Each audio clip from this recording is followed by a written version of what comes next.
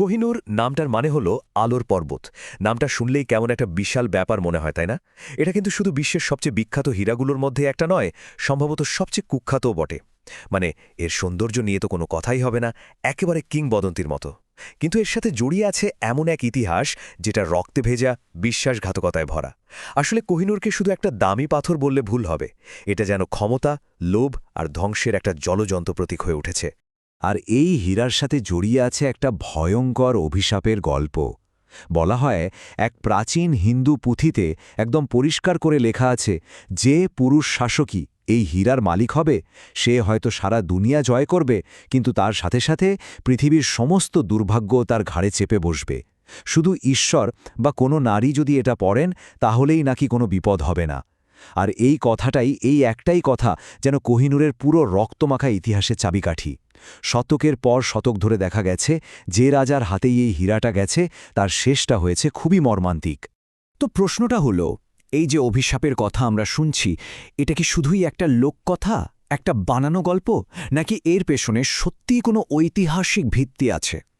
চলুন আজ আমরা এই রহস্যের গভীরে ডুব দেব। কোহিনূরের সেই রক্তাক্ত ইতিহাসটা পাতা উল্টে দেখব আর বোঝার চেষ্টা করব এই অভিশাপের কিংবদন্তিটা আখির সত্যি কতটা। তো শুরু করা যাক কোহিনূরের সেই রক্তমাখার সফর। আমরা এখন চলে যাব এমন সব সাম্রাজ্যের অন্দরমহলে যেখানে ক্ষমতা আর বিশ্বাসঘাতকতা ছিল জলভাত। আমাদের গল্পের শুরুটা হবে মুঘলদের হাত ধরে, আর শেষটা হবে পারস্যের মাটিতে। একবার চোখ বন্ধ করে ভাবুন তো, মুঘল সাম্রাজ্যের সেই স্বর্ণযুগ, তাজমহলের স্রষ্টা সম্রাট শাহজাহান, তারই হাতে ছিল এই কোহিনূর। আর তিনি কি করেছিলেন? এটাকে বসিয়েছিলেন তার সেই কিংবদন্তিতুল্য ময়ূর সিংহাসনের ঠিক মধ্যমণি করে। এটা ছিল তার ক্ষমতা, তার ঐশ্বর্যের চূড়ান্ত প্রতীক। কিন্তু তখন কি কেউ জানত যে এই আলোর পর্বতই আসলে ডেকে আনছে এক ঘুটঘুটে অন্ধকার? আর ঠিক এখানেই অভিশাপটা যেন প্রথমবার নিজের আসল রূপ দেখাল। কে করল বিশ্বাসঘাতকতা? শাহজাহানের নিজের ছেলে আওরঙ্গজেব। বাবাকে সিংহাসন থেকে সরিয়ে আগ্রা দুর্গে বন্দি করে রাখল। ভাবা যায়, জীবনের শেষ ৮টা বছর শাহজাহান শুধু ওই দুর্গের জানালা দিয়ে তার ভালোবাসার তাজমহল দেখেই কাটিয়েছেন। যে হীরাটা ছিল তার ক্ষমতার সবচেয়ে বড় চিহ্ন, সেটাই যেন নীরবে তার করুণ পতন দেখল। এরপর মুঘল সাম্রাজ্য যখন ধীরে ধীরে দুর্বল হয়ে পড়ছে, ঠিক তখনই পারস্য থেকে এলেন নাদির শাহ। দিল্লি আক্রমণ করলেন তিনি, কিন্তু হীরাটা নিলেন একেবারে বুদ্ধির জোরে। মুঘল সম্রাট মোহাম্মদ শাহের সাথে তিনি বন্ধুত্বের নামে পাগড়ি অদলবদল করলেন। আর আসল খেলাটাই ছিল ওখানেই, সম্রাটের পাগড়িতেই যে লুকানো ছিল কোহিনূর। হীরাটা হাতে পেয়ে নাদির শাহের মুখ থেকে নাকি বিস্ময়ে বেরিয়ে এসেছিল একটাই কথা, কোহিনূর মানে আলোর পর্বত। আর জানেন তো, সেই থেকেই এই হীরাটার নাম হয়ে গেল কোহিনূর। কিন্তু এই আলোর পর্বত দিল্লিকে কোনো হালতও দিলই না, বরং ডুবিয়ে দিল রক্তের বন্যায়। হীরাটা হাতে পাওয়ার ঠিক পরেই নাদির শাহ দিল্লিতে এক নারকীয় হত্যালীলা চালান। সামান্য একটা গুজবের ওপর ভিত্তি করে তিনি তার সৈন্যদের সাধারণ মানুষের ওপর লেলিয়ে দেন। মাত্র ৯ ঘণ্টা, সোচুন একবার, ৯ ঘণ্টার মধ্যে প্রায় ৩০,০০০ নিরীহ মানুষকে কেটে ফেলা হয়। দিল্লির রাস্তা সেদিন লাল হয়ে গিয়েছিল। কিন্তু অভিশাপ কি কাউকে ছাড়ে? যে নাদির শাহ এত রক্ত ঝরিয়ে কোহিনূর নিয়ে গেলেন, তিনিও এর রোষ থেকে বাঁচতে পারলেন না। ঠিক ৮ বছর পর নিজের তাঁবুতে যখন তিনি ঘুমোচ্ছিলেন, তখন তারই বিশ্বস্ত সেনাপতিরা তাকে খুন করে। কি অদ্ভুত, তাই না? ক্ষমতার সর্বোচ্চ শিখরে উঠেও এক মুহূর্তে সব শেষ। নাদির শাহের পর হীরাটা হাতবদল হতে হতে আফগানিস্তান ঘুরে আবার ভারতে ফিরে আসে। এবার তার নতুন ঠিকানা হল শিখ সাম্রাজ্য। কোহিনূরের ইতিহাসে শুরু হল আরও একটা করুণ অধ্যায়। পাঞ্জাবের সিংহ মহারাজা রঞ্জিত সিং, তার কাছেই আশ্রয়ের জন্য এলেন পালিয়ে আসা আফগান শাসক শাহ সুজা দুরানি। আর আশ্রয়ের বদলে, জীবনের বিনিময়ে তিনি রঞ্জিত সিংয়ের হাতে তুলে দিলেন সেই কোহিনূর। এভাবেই হীরাটা আবার ভারতে ফিরল, উপমহাদেশের সবচেয়ে শক্তিশালী শাসকদের একজনের হাতে। রঞ্জিত সিং কিন্তু হীরাটাকে খুবই ভালোবাসতেন, প্রায় নিজের বাহুতে পড়তেন। কিন্তু মহারাজা রঞ্জিত সিং যতদিন বেঁচে ছিলেন ততদিনই সব ঠিক ছিল। তার মৃত্যুর পরই যেন অভিশাপটা শিখ সাম্রাজ্যের উপর ঝাঁপিয়ে পড়ল। তার বিশাল শক্তিশালী সাম্রাজ্যটা একেবারে তাসের ঘরের মতো ভেঙে পড়ল। খড়ক সিং মাত্র কয়েক মাস, নৌনিহাল সিং ১ বছরের একটু বেশি, তারপর শের সিং, তিনিও টেকলেন না। একের পর এক রাজা, কিন্তু সবাই ষড়যন্ত্র, গুপ্ত হত্যা আর গৃহযুদ্ধের শিকার হলেন। পুরো সাম্রাজ্যটাই যেন ছিন্ন ভিন্ন হয়ে গেল। আর এই ধ্বংসস্তূপের মধ্যে সিংহাসনে বসানো হল রঞ্জিত সিংয়ের সবচেয়ে ছোট ছেলেকে, মাত্র ১১ বছর বয়স, দলীপ সিং।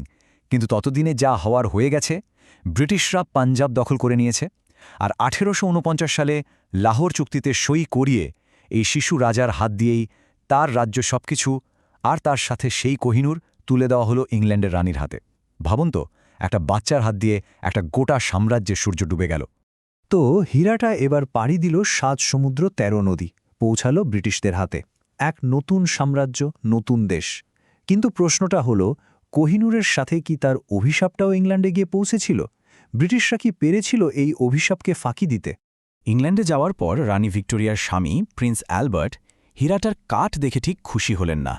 তার মনে হলো এটা আরও ঝকঝকে হতে পারত।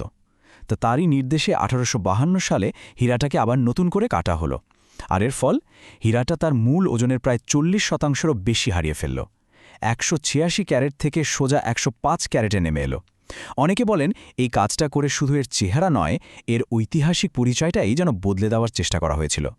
রানী ভিক্টোরিয়া কিন্তু এই অভিশাপের কিংবদন্তিটা জানতেন, আর তিনি বেশ বুদ্ধিমানের মতো একটা কাজ করলেন। তিনি ফরমান জারি করলেন যে এখন থেকে কোহিনূর শুধুমাত্র ব্রিটিশ রাজপরিবারের নারীরাই পড়তে পারবেন, হয় ক্ষমতাসীন রানী, নয়তো রাজার স্ত্রী। আর সেই থেকেই এই নিয়মটা চলে আসছে। রানী ভিক্টোরিয়ার পর রানী আলেকজান্ড্রা, রানী মেরি এবং রানী এলিজাবেথ মানে কুইন মাদার, এরাই শুধু এটা পড়েছেন, কোনো পুরুষ রাজা কিন্তু নন। তো রাজপরিবারের নারীরা তো বেঁচে গেলেন, কিন্তু অভিশাপ কি এত সহজে হার মানে? যারা আসলে হীরাটা ভারত থেকে নিয়ে এসেছিল, সেই ব্রিটিশ ইস্ট ইন্ডিয়া কোম্পানির কি হলো? হীরাটা ইংল্যান্ডে যাওয়ার ঠিক কয়েক বছরের মাথায় ১৮৫৭ সালে ভারতে শুরু হলো মহাবিদ্রোহ। আর সেই বিদ্রোহের আঘাতেই ইস্ট ইন্ডিয়া কোম্পানির ভিত নড়ে গেল। ভারতে তাদের শাসনের অবসান ঘটল, ক্ষমতা চলে গেল সরাসরি ব্রিটিশ সরকারের হাতে। তাহলে কি অভিশাপটা এবার তার শিকার বদলে নিয়েছিল? আজকের দিনে কোহিনূর আর কোনো রাজার ব্যক্তিগত সম্পত্তি নয়। এটা এখন রাখা আছে টাওয়ার অব লন্ডনে, ব্রিটিশ রাজমুকুটের অংশ হিসাবে। কিন্তু তার মানে এই নয় যে এর রক্তাক্ত ইতিহাস বা বিতর্কিত মালিকানা নিয়ে প্রশ্ন ওঠা থেমে গেছে। জানেন এই একটা হীরাকে আজ কারা কারা নিজেদের বলে দাবি করে? ভারত তো করেই, কারণ এটা তাদের জাতীয় সম্পদ। পাকিস্তান দাবি করে কারণ এটা লাহোর থেকে নেওয়া হয়েছিল। আফগানিস্তান আর ইরানও তাদের ইতিহাসের দোহাই দিয়ে এর মালিকানা চায়। এমনকি একটা মজার ব্যাপার হল, মহারাজা রঞ্জিত সিং নাকি তার শেষ সময়ে হীরাটা পুরীর জগন্নাথ মন্দিরকে দান করে দিতে চেয়েছিলেন, তাই সেই মন্দির কর্তৃপক্ষ এর অন্যতম দাবিদার। আর এখন কোহিনূর টাওয়ার অফ লন্ডনের জুয়েল হাউসে লাখ লাখ পর্যটকদের দেখার জন্য রাখা আছে। অনেকের চোখে এটা ব্রিটিশ সাম্রাজ্যবাদের আর ঔপনিবেশিক লুঠের একটা চিহ্ন। আবার ব্রিটিশদের কাছে এটা তাদের ইতিহাসের একটা গর্বের অংশ। দেখুন, একটাই হীরা, কিন্তু দৃষ্টিভঙ্গি কত আলাদা। তাহলে সব শেষে এসে প্রশ্নটা কিন্তু থেকেই যাচ্ছে, কোহিনূর কি সত্যি অভিশপ্ত, নাকি এর সাথে জড়িয়ে থাকা এই ভয়ঙ্কর ইতিহাসটা আসলে ক্ষমতালোভী উচ্চাকাঙ্ক্ষী মানুষদের নিজেদেরই তৈরি করা? হতে পারে এই হীরাটা নিজে কোনো অভিশাপ বহন করে না, বরং এটা একটা আয়নার মতো, যে আয়না শতকের পর শতক ধরে শুধু মানুষের লোভ, বিশ্বাসঘাতকতা আর নিষ্ঠুরতার ছবিটাই দেখিয়ে এসেছে।